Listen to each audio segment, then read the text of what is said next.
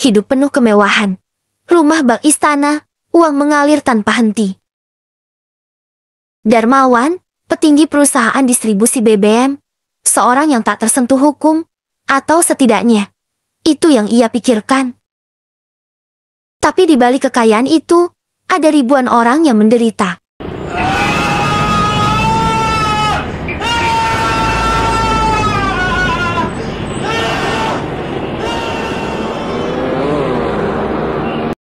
Dosa demi dosa ia kumpulkan, tapi yang ia tak tahu, azab sudah menantinya.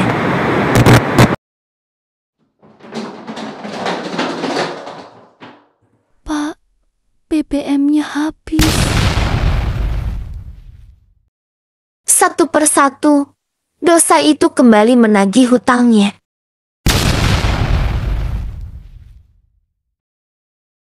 Darmawan adalah seorang pengusaha minyak kelas kakap. Ia menjabat sebagai petinggi di perusahaan yang mengendalikan distribusi BBM subsidi di seluruh negeri Konoha. Tapi di balik jas mahal dan mobil mewahnya, ia adalah raja korupsi. Uang rakyat yang seharusnya digunakan untuk menekan harga BBM, ia selewengkan. Ia menggandakan harga, menjual BBM subsidi ke luar negeri, bahkan menimbun bahan bakar agar harga semakin naik. Hasilnya, ia tinggal di rumah bak istana setiap akhir pekan.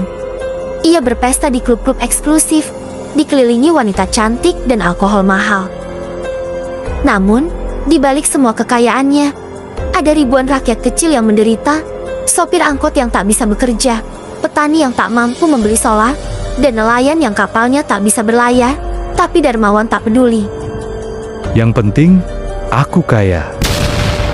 Malam itu, saat ia duduk di balkon rumah mewahnya, angin bertiup lebih kencang dari biasanya, suasana mendadak berubah dingin. Lalu, terdengar suara lirih dari kejauhan. Pak, tolong kami. Darmawan menoleh, matanya menyapu sekeliling halaman rumah yang luas. Tidak ada siapa-siapa. Ia mengabaikannya, tapi suara itu semakin jelas. Kami mati karena ulahmu. Darmawan mengerutkan kening. Siapa yang berbicara? Namun, sebelum ia bisa berpikir lebih jauh, lampu di rumahnya tiba-tiba padam. Darmawan mencoba menyalakan lampu dari ponselnya, tapi aneh. Layar ponselnya hanya menampilkan satu kalimat. Asabumu sudah tiba. Jantungnya berdegup kencang. Ia berdiri, berjalan ke dalam rumah, tetapi tiba-tiba pintu balkon tertutup sendiri dengan keras. Darmawan terkejut, berbalik, dan di sanalah ia melihatnya, sosok pria dengan tubuh hangus. Matanya kosong, dan pakaiannya penuh bercak minyak mentah.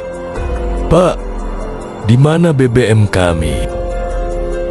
Darmawan tersentak, mundur ketakutan. Tapi begitu ia menoleh ke kiri, ada lagi satu sosok, lalu satu lagi, dan satu lagi, hingga kini puluhan orang dengan tubuh terbakar berdiri mengelilinginya.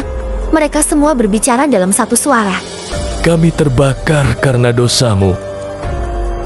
Darmawan berlari ke dalam rumah. Nafasnya tersengal. Keringat dingin mengalir deras. Tapi begitu ia masuk ke dalam rumah, matanya membelalak. Rumahnya kini berubah menjadi kilang minyak tua yang sudah terbakar.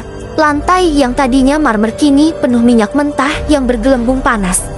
Dinding-dinding meleleh seperti lilin, dan di langit-langit, sosok-sosok dengan wajah hancur menatapnya dari dalam asap hitam. Ia berjalan mundur perlahan, tetapi tiba-tiba lantai di bawahnya ambruk.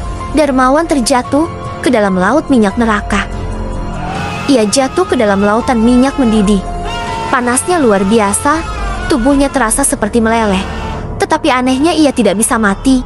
Dari dalam minyak itu, muncul tangan-tangan hitam yang mencengkeram tubuhnya. Mereka menariknya ke bawah, menenggelamkannya dalam cairan yang semakin panas. Kami mati, kau ikut mati. Kau harus bayar dosa-dosamu. Darmawan menjerit, mencoba meronta, tetapi semakin ia berusaha, semakin dalam ia tenggelam. Di kejauhan, ia melihat sesuatu. Darmawan menjerit, mencoba meronta, tetapi semakin ia berusaha, semakin dalam ia tenggelam. Di kejauhan, ia melihat sesuatu, sebuah kilang minyak raksasa yang terbakar selamanya. Dari dalam kobaran api itu, muncul sesosok iblis tinggi dengan tubuh terbuat dari minyak dan api. Matanya menyala merah, dan saat ia berbicara, suaranya menggema seperti guntur. Koruptor BBM, inilah hire-mu. Iblis itu mengangkat tangannya, dan tiba-tiba ribuan sosok manusia yang terbakar keluar dari minyak itu. Merangkak ke arah Darmawan, mereka mencengkeram tubuhnya, menariknya ke bawah. Tidak, jangan. Tapi tak ada yang bisa menyelamatkannya. Tubuhnya mulai terbakar dari dalam, minyak panas masuk ke dalam mulutnya, mengalir ke tenggorokan, membakar paru-parunya. Ia merasakan setiap detik siksaan itu. Ia mencoba menjerit, tetapi api membakar suaranya. Keesokan paginya, rumah Darmawan ditemukan kosong. Di lantai marmernya, ada jejak cairan hitam yang mengarah keluar rumah. Seolah seseorang telah diseret dengan paksa. Di kamarnya, hanya ada satu tulisan di dinding yang tergores dengan minyak, dosa BBM akan terbayar. Semenjak itu, setiap malam, rumah Darmawan selalu mengeluarkan bau bensin yang sangat menyengat. Para tetangga yang lewat mengaku sering melihat bayangan seseorang berdiri di jendela lantai 3, menatap keluar dengan mata yang bercahaya merah seperti bara api. Setiap tengah malam, dari dalam rumah kosong itu, terdengar suara jeritan yang sangat memilukan. Panas, ampun, jangan bakar aku. Tapi tak ada yang bisa menolongnya. Azabnya sudah tiba, dan kini, ia akan terbakar dalam minyak neraka selamanya. Sebagian orang berkata bahwa Darmawan masih ada di sana, terjebak di antara dunia manusia dan neraka yang diciptakannya sendiri. Setiap malam, ia merasakan tubuhnya terbakar, ditelan minyak mendidih, ditarik ke dalam kegelapan yang tiada akhir. Sebagian lagi percaya bahwa rumah itu telah dikutuk, menjadi peringatan abadi bagi siapapun yang serakah dan menumpuk kekayaan dari penderitaan orang lain. Karena dosa yang telah tertulis tidak akan pernah bisa dihapus, dan bagi mereka yang masih berani bermain api dalam kegelapan korupsi, azab hanya tinggal menunggu waktu.